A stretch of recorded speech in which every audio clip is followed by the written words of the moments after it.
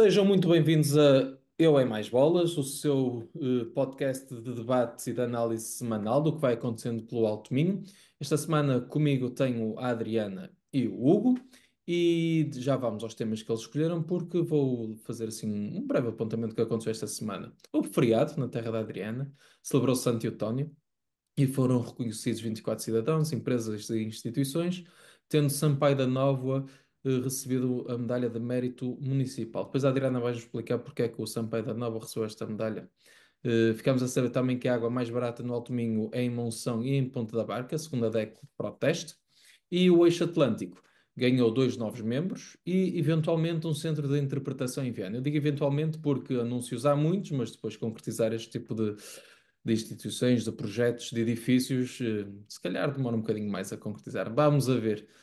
Com os dois novos municípios espanhóis, as alcadias de Betanzos e Vilalba, esta associação intermunicipal conta agora com 40 municípios de Norte de Portugal e Galiza.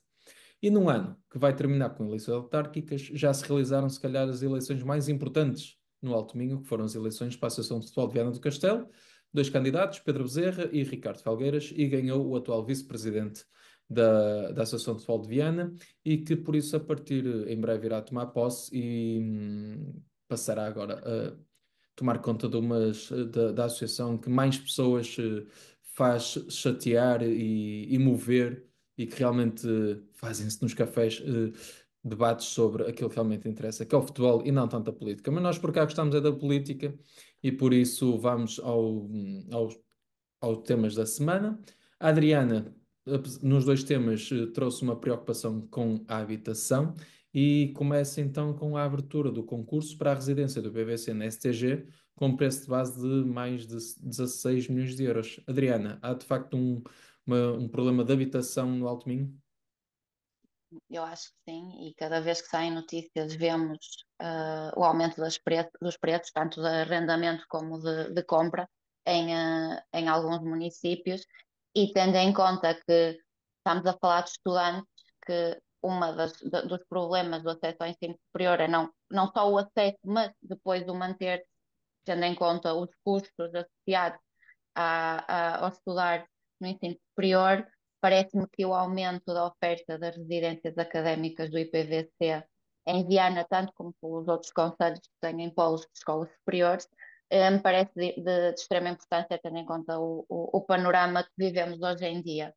Este processo, apesar de parecer que estar neste momento num bom caminho, foi um processo que atrasou cerca de 2 anos, numa altura em que precisamente precisamos muito de habitação e, nomeadamente, de alojamento para os estudantes, que é uma das preocupações do IPVC, das escolas superiores, era mesmo a habitação dos estudantes, e este processo estava demorado e atrasou 2 anos, porque houve 1 ano e meio de contestação judicial. Em janeiro de 2024 o impasse aparentemente foi ultrapassado, e neste momento foi lançado então o concurso para a construção. Eu penso que estes processos, que já vimos até com a questão da mobilidade e do concurso da CIM para os transportes, com os processos judiciais, há o levantamento da suspensão, tendo em conta que é um processo de interesse público, e neste caso eu acho que estes processos deviam ser agilizados, tendo em conta que vivemos uma crise da habitação e os estudantes precisam de locais para viver quando estão deslocados das suas casas, e o atraso de 2 anos eu acho que foi grave. É de realçar a importância, e neste momento parece que está tudo no bom caminho, e esperemos que isso seja, porque são 400 camas, não é qualquer coisa. E mais a requalificação da atual residência académica, que irá ser qualificada conforme este projeto. E eu gostava era de realçar mais uma coisa, que era, em 2019 existiam dois edifícios devolutos no centro da cidade, a antiga residência feminina e o solar dos escusados, que em 2019, no anterior executivo, houve a promessa de que seria um para residência universitária e outro para funções culturais. Um, porque estes eram edifícios que pertenciam ao Estado, com a descentralização de competências, passaram para a autarquia decidiu que iria fazer alguma coisa destes dois edifícios. Em 2025, temos o Pilar dos Pesados, foi vendido à Fundação Caixa Agrícola e a antiga residência feminina está neste momento continua devoluta e sem qualquer tipo de projeto, pelo menos que eu tenha conhecimento, do que é que vai existir ali. Vai ter, continuar a ser a ideia para residência universitária, é a ideia para habitação pública. Temos um edifício Se calhar público vai de ser o luto. centro do eixo Atlântico. Não sei o que é que vai ser ali, porque havia a promessa de que seria para a residência universitária, podem ter decidido que aquela não era a resposta ideal para os estudantes e então decidiram de outra forma, mas o que é o que é que aquilo vai ser? Poderia ser utilizado no momento em que estamos em crise da habitação, poderia ser utilizado pela habitação pública. E fica a pergunta e a minha dúvida sobre a questão. É esta a pergunta da Adriana. Acrescento mais duas para lançar também a tua análise sobre isto, que é onde é que anda a iniciativa privada neste tipo de soluções? Porque há falta, há procura. Porque é que ninguém faz uma residência, já que há tanta necessidade de habitação? E outra é, nós temos oferta disponível, em Viana, mais que não seja pelo menos no seminário diocesano, com muitas camas vazias. Porque é que a Igreja, neste caso, não é chamada a ajudar o próximo e a ceder umas camas, aos Era uma estudantes? boa proposta. Era uma boa proposta a questão da Igreja. Quanto à Igreja, não faço a mais pequena ideia qual é o motivo de não haver essa integração dessa oferta para estes estudantes. Mas quanto à iniciativa privada, esse era precisamente o ponto que eu queria colocar, que a Adriana coloca bem aqui, esta questão da falta de resposta pública. A resposta pública é uma das soluções para o problema e claramente era uma das soluções para os estudantes. Mas a dificuldade do Estado em concretizar apenas 400 camas coloca bem a questão aqui de como é que o Estado, se não consegue resolver este pequeno problema de 400 camas, como é que ele há de resolver a questão da habitação na totalidade? Portanto, o problema da habitação tem de ser resolvido com a sociedade civil, com a oferta privada, com os diferentes agentes que existem no mercado, a trabalharem em conjunto no intuito de construir mais habitação. E essa é a solução para o problema. Aqui bate no ponto dos alunos do IPVC, e era um ponto que eu gostava muito de falar, que é a importância do IPVC e destas pequenas faculdades regionais para a economia local. Elas são o principal fator de mobilidade social, muito mais do que as universidades grandes e grandes centros de investigação. São estas pequenas universidades que muitas vezes pegam nos alunos com mais dificuldade no secundário e que fazem com que eles possam aceder a um ensino superior. E bate no teu ponto esta situação, que é esses alunos que têm alguma dificuldade no secundário, que não acabam com notas brilhantes e que conseguem entrar numa licenciatura e depois progredir nos seus estudos, geralmente, em termos socioeconómicos, são alunos com menos possibilidades financeiras, geralmente, em média, do que os alunos que conseguem ter notas mais elevadas. E esse é o motivo, por exemplo, de teres soluções privadas na Universidade do Porto. No Porto há diversas residências privadas, mas, por exemplo, depois, quando vais para os pequenos institutos politécnicos, isso não acontece. Não acontece por esse motivo. É que o corte social, a seleção que é feita pelos números clausos à entrada das universidades, faz com que os alunos que acedem aos politécnicos são geralmente alunos com maior dificuldade económica, menos capacidade económica para acederem a essas rendas, que geralmente até são bastante elevadas, que essas residências privadas oferecem. E por esse motivo, não há interesse dos investidores privados em fazerem residências especificamente nestes locais, nestes pequenos politécnicos mais descentralizados. Aí entra uma solução pública. Poderá ser uma solução. Poderia ser uma solução, por exemplo, apenas de haver mais habitação para toda a gente e a habitação generalizada, fazer habitação também para estes alunos especificamente. Agora, concordo que o problema da habitação é um problema que demora muito tempo a resolver, porque as casas demoram muito tempo a ser construídas, e se calhar o Estado, sentindo que estes alunos, que há uma rentabilidade maior da sociedade em permitir estes alunos terem uma residência para estudarem e tirarem essas licenciaturas, de facto fazer esse esforço de criar estas 400 camas. Mas o que vemos no fim é que o Estado nem consegue sequer resolver este problema, nem consegue começar a construir. E isto é que é absolutamente dramático. E demonstra bem que eh, procurar soluções em grande escala com intervenção pública geralmente dá nisto, que é vem tarde, com pouca qualidade às vezes, a solução tarda em aparecer, muitas vezes, e quando não chega mesmo de todo a chegar ao terreno, ou seja, nunca aparece. Ok, temos até 20 de março, a abertura do concurso, para saber se teremos concorrentes interessados então em construir este edifício que faz falta no Conselho de Viana do Castelo, porque é mais direcionado para os alunos que vêm estudar para Viana do Castelo e gradualmente esperamos também que chegue também às outras escolas espalhadas pelo Alto Minho do IPVC. Passando então agora para o tema da semana do Hugo, o Hugo quer começar, ou como se diz agora, start-se, não é? Porque dizer as coisas em português parece que causa alguma comichão, e a alteração ao plano de urbanização da cidade para uma nova fábrica. Que fábrica É é verdade. essa? Que plano de urbanização estás a falar? Ou se falar em PDM, ou se falar nisso, e só se eu Então, falar, não é? foi solicitada uma alteração ao plano de urbanização da cidade para a construção de uma nova fábrica. Quando vemos as notícias, não sei se intencionalmente, se acidentalmente, dá a entender que há um novo data center a entrar em Viana do Castelo, o que não é de todo verdade. Portanto, vai ser a fábrica irá construir uma componente elétrica que é necessária para os data centers requerem imensa eletricidade e, portanto, é, no fundo, um componente essencial de concentração de eletricidade para esses data centers. De qualquer das formas, a fábrica, se os dados que são anunciados forem verdade, trata-se de um investimento significativo. E nesse sentido, acho que bem, deve-se olhar com tranquilidade, procurar uma localização que um investidor desta dimensão necessite para a sua implementação.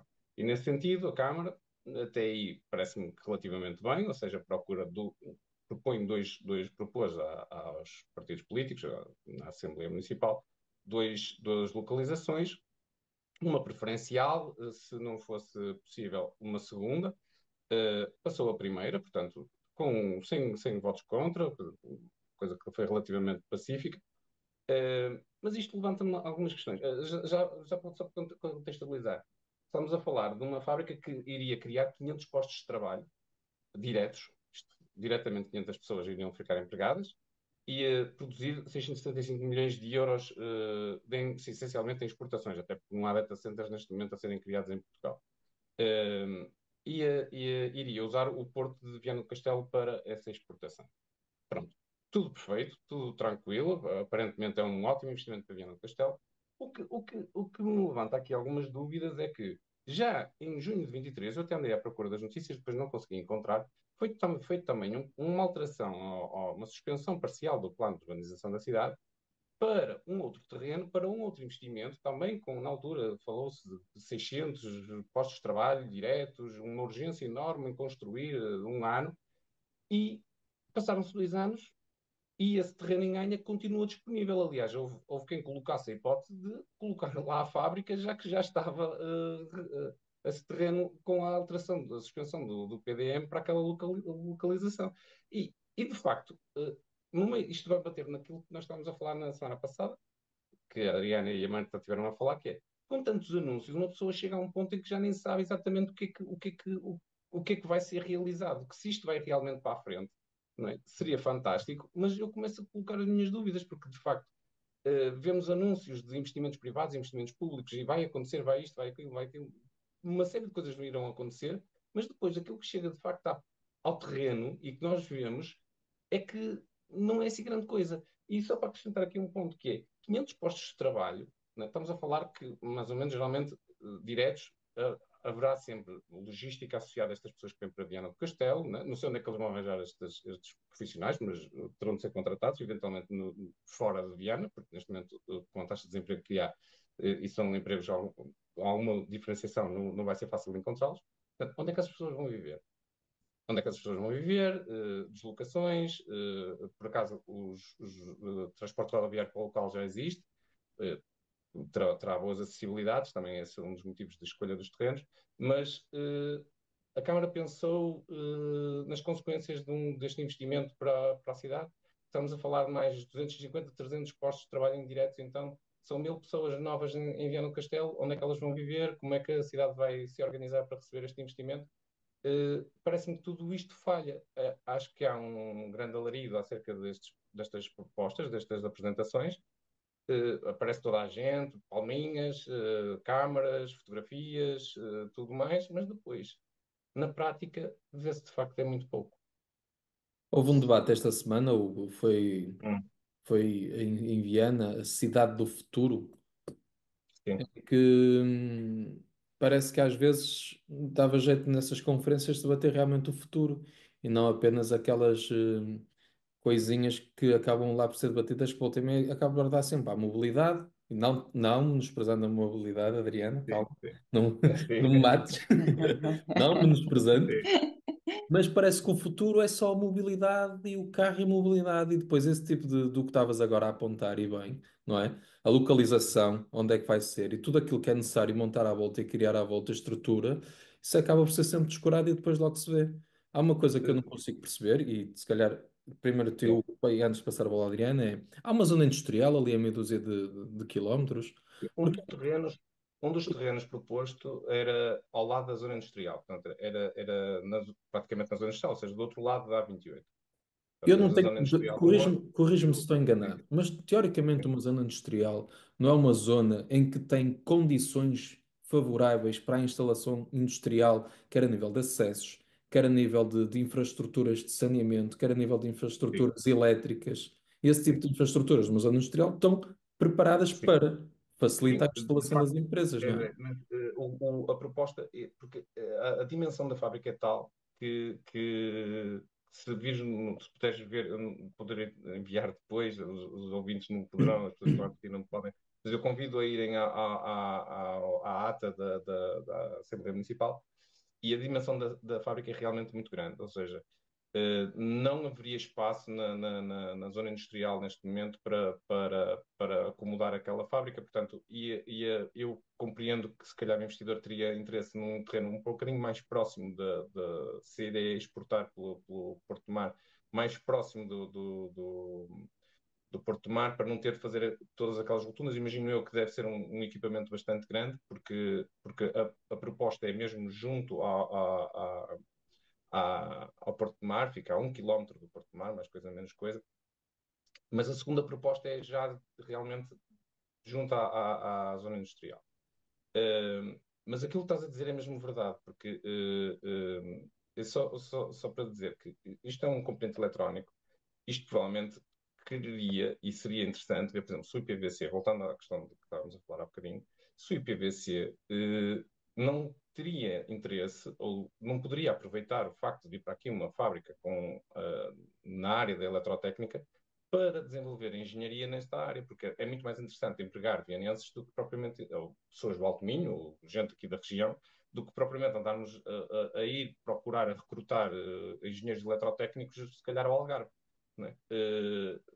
Portanto, estas coisas têm de ser integradas, têm de ser vistas no longo prazo, e se calhar faria mais sentido se a ideia de Viana do Castelo é entrar nessa área, ou seja, de procurar a área da eletrotecnia e procurar a área, porque é uma área que vai, de facto, vai evoluir bastante nos próximos anos.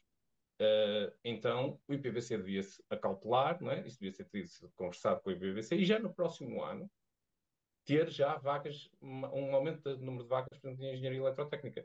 Por exemplo. Esse trabalho de preparação, de formação de profissionais é que muitas vezes não existe. Muitas vezes não existe porque a ideia é só fazer também um anúncio. E depois haverá de se ver lá para a frente qualquer coisa, se a sociedade civil se organizar nesse sentido, perfeito. Senão também o que interessa já está feito, que as eleições passam daqui a um ano. Exatamente. Adriana, das várias coisas que foram ditas em relação a este anúncio, a mais um anúncio, há um que a mim me soa sempre, que é a criação de 500 postos de trabalho. Serão 500 postos de trabalho efetivos ou serão mais 500 postos de trabalho para uma empresa de trabalho temporário começar ali a rodar a malta? Pois, essa é uma boa pergunta, porque eu acho que na sequência destes anúncios todos e de isenções fiscais às empresas para se estabelecerem em Viana do Castelo, há sempre uma.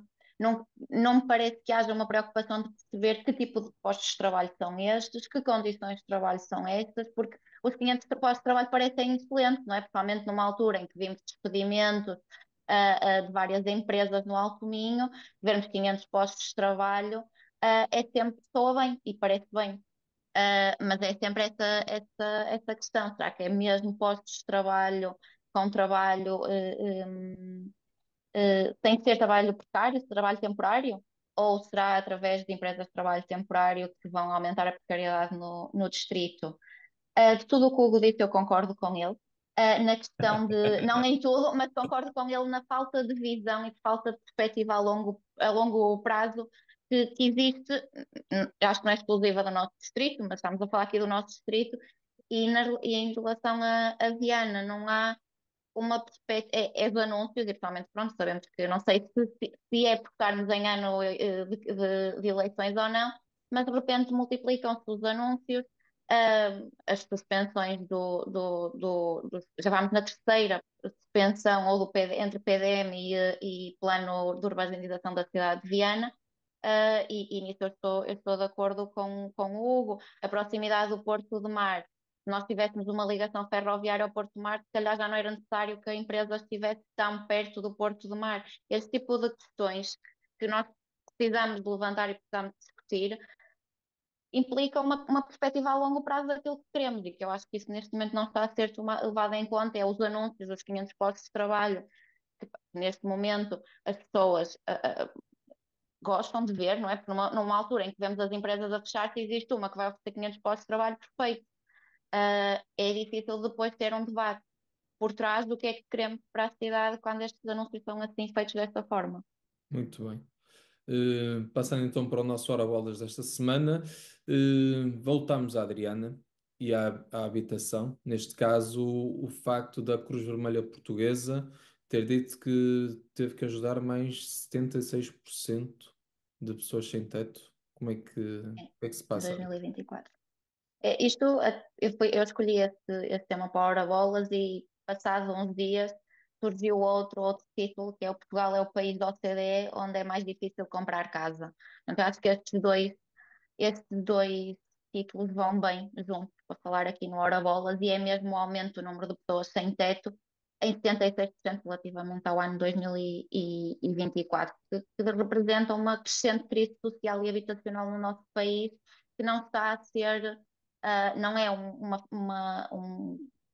um projeto fácil e um tema fácil de resolver, mas que eu acho que nós estamos a caminhar para o sentido oposto. Nós vemos que ah, ah, o aumento significativo de famílias inteiras, de jovens em situação de habitação precária, e nomeadamente pessoas que trabalham, pessoas que têm salário e não conseguem pagar as despesas com a habitação. E isto eu acho que é preocupante. Já não é, já não é uma pessoa que não trabalha que não consegue. Não, são pessoas que trabalham, se esforçam e que não conseguem pagar uma casa. E eu acho que isso é muito preocupante, e nós parece que estamos a ir na direção oposta, quando vemos o segundo título em que é cada vez mais difícil, ou é o país mais difícil da OCDE para comprar casa. Muito bem. Hugo, não porque falámos de habitação ainda há bocadinho, no caso, haverá ser algo do género, gostaria de falar contigo também de um tema desta semana e da hora bolas que tu trouxeste, que foi a moção de censura. Eh, Sim. Então, já mal foi tivemos uma anunciada, moção se de censura. soube o seu resultado.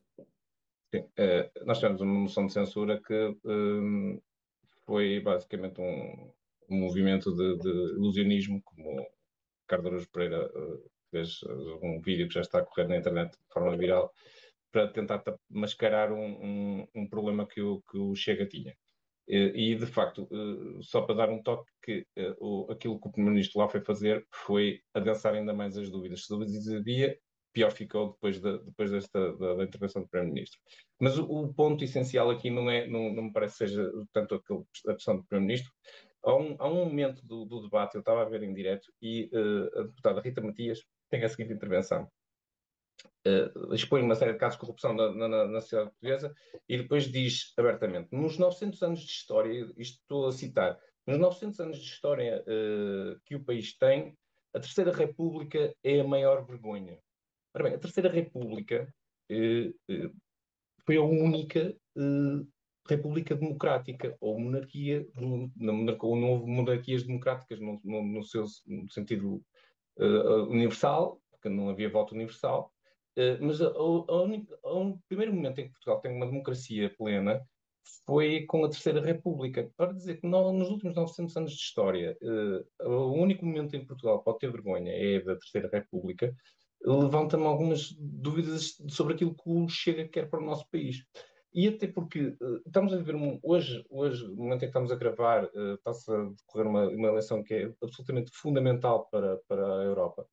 Uh, que à partida os partidos de extrema-direita não irão conseguir fazer governo, mas há dois países que já têm governos de extrema-direita, que é a Hungria e a Itália, e há, eu listei aqui, sete países onde ou eles já ganharam eleições ou condicionam fortemente a formação de governo. Estamos a falar da Polónia, da Bélgica, da França, da Holanda, da Áustria, da Letónia e da Croácia. Portanto, nós estamos dentro da Europa já a viver uma situação em que aquilo a que se chama geralmente de democracia liberal está a começar a ganhar força. Ou seja, são democracias, podes votar, mas a tua disponibilidade, ou acesso à informação, a forma como tu consegues exprimir a opinião política está fortemente condicionada. E neste contexto vem aquilo que se passa internacionalmente. Eu queria só sublinhar que houve quatro partidos no Parlamento Europeu que lançaram um comunicado conjunto, que foi o EPP, portanto, o Partido Popular, o Partido Socialista, o Renew Europe, que é o partido a qual a Iniciativa Liberal faz parte, e os Verdes lançaram um statement conjunto sobre aquilo que se está a passar na Ucrânia e sobre a forma como os Estados Unidos, de repente, abandonaram literalmente a Europa e se viraram contra a Europa. E nesta sexta-feira houve um momento fundamental de situação nos Estados Unidos, em que no Congresso dos Conservadores Americanos, o Steve Bannon, se não me engano, que era um conselheiro de Trump nas últimas eleições, foi dizer que podemos considerar seriamente a possibilidade de Trump se candidatar num terceiro mandato, algo que seria altamente inconstitucional segundo a Constituição americana. A seguir, o Trump vem e não só não desmente aquilo que Bannon fala, como sublinha essa possibilidade e diz que as eleições, ele teve muito mais votos do que aquilo que de facto teve, levantando dúvidas acerca do processo eleitoral novamente, e colocando esta questão acerca de se faz sentido fazer eleições se de facto ele nem sequer conseguimos contar os votos. Ou seja, acho que já todos estamos a perceber para onde é que nós estamos a caminhar. E nestes momentos é preciso que os europeus, que neste momento são os únicos dos blocos mais importantes, que ainda se conseguem dizer liberais ou democráticos, comecem a pensar seriamente sobre aquilo que está a passar. E principalmente estes quatro partidos que assinaram este statement, só por acaso o Bloco de Esquerda está no The Left, que não quis entrar neste statement, considerem seriamente aquilo que está a passar. E só para acabar, há uma pessoa, eu acho que a solução para isto passa, ponto número um, por não tentarmos eufemizar ou tentar limpar a imagem do Trump. Neste momento estamos a ser, as democracias ocidentais estão claramente sob ataque e a solução passa pela resolução do que está a passar nos Estados Unidos. Nós não vamos conseguir sobreviver, até lá só vamos resistir aqui na Europa. Mas há uma pessoa que devia ter sido candidato do Partido Democrata nas últimas eleições que tem vindo a ter uma série de intervenções, e eu acho que vai ser o próximo candidato do Partido Democrata, ainda faltam 4 anos, ainda falta muito tempo, que é o governador Pritzker, era dado como uma das pessoas que podia ter sido candidata nas últimas eleições, e não foi por causa do processo eleitoral democrata, que tem uma intervenção também esta semana no Parlamento do Illinois, que ele é o governador do Illinois, que vale a pena ser visto, vale a pena que assistam, em que ele coloca uma questão. Eu estou a citar, só tenho uma questão, o que vem a seguir. Depois de discriminarmos contra os deportados, os despejados, gays, os imigrantes, lésbicas e transgêneros, mulheres e minorias, depois de ostracizarmos vizinhos e trairmos os nossos amigos, se todos os problemas com que nós começarmos continuarem lá, olhar-nos na cara, o que é que vem a seguir? Eu não vou acabar o discurso, vão assistir a este discurso do governador Pritzker do Illinois. Muito bem. Fica o convite e a sugestão do Hugo. Não é sugestão cultural, essa Hum. qual é que é? A sugestão cultural vem também na mesma linha, que é um filme. Eu ainda estou aqui, é o filme da Fernanda Torres, que lhe valeu o Globo de Ouro. Um, e, um, e esse filme retrata também uma situação de vivência em ditadura. Ou seja, acho que vale a pena ver o filme. Eu ainda não vi, vi trailers, vi a sinopse, há um livro sobre o filme, acho que vale a pena. Ele vai estar no Sessão Cinecologista no dia 3 de março. E, apesar de ser noite de carnaval, vale a pena ver. Se não forem lá nesse momento, aproveitem outro momento para ver o filme, acho que vai valer a pena. Muito bem. Adriano, eu saltei logo para a sugestão cultural do Hugo. Desafio também a fazeres a tua sugestão cultural e depois, se quiseres dar mais chega àquilo que o Hugo disse sobre o seu Hora Bolas, também. A minha sugestão cultural é o Ler Cinema com Ana Sofia Fonseca, no Centro Cultural de Paredes de Coura, a longa-metragem sobre a vida e carreira de Cesária Évora, dia 27 de fevereiro, às 21h. Sobre o que o Hugo disse, eu acho que a mim preocupa-me o estado em que as últimas notícias, o que vem do outro lado, o que é que vem dos Estados Unidos, e acho que a Europa tem um papel importante aqui a desempenhar, e eu acho que tem que deixar de ver os Estados Unidos como um aliado e mais como algo que nos poderá trazer problemas sérios, tanto para as nossas democracias como para toda a sociedade e, em geral. Acho que nós todos, e não querendo falar por vocês, obviamente, nós crescemos num mundo em que os Estados Unidos da América eram um país que seria um garante de democracia e de estabilidade económico, mas também de garantias de liberdade. E nesta altura começámos todos a questionar-nos se é um novo mundo. É de facto um novo mundo que está a ser É, agora escrito e nós estamos a vivê-lo. Crescemos num mundo, os nossos pais e avós cresceram noutro mundo, e nós agora temos que indo nos adaptando a uma nova realidade. E sim, é cada um, não é? Hum, Procurar à sua maneira, naquilo que acredite, defender e vamos ver. Não são tempos fáceis, sem dúvidas. O A Mais Bolas desta semana fica por aqui, um tom um bocado pesaroso, mas nós prometemos para a semana voltar mais bem dispostos, com mais atualidade do Alto Minho para debater. Não sei se serei eu, se será a Adriana, se será o. Vamos jogando consoante as nossas disponibilidade agora. Acho que também traz uma dinâmica mais engraçada ao próprio podcast. Obrigado a si por ter estado desse lado a ouvir-nos e até à próxima semana com um Eu em Mais Bolas.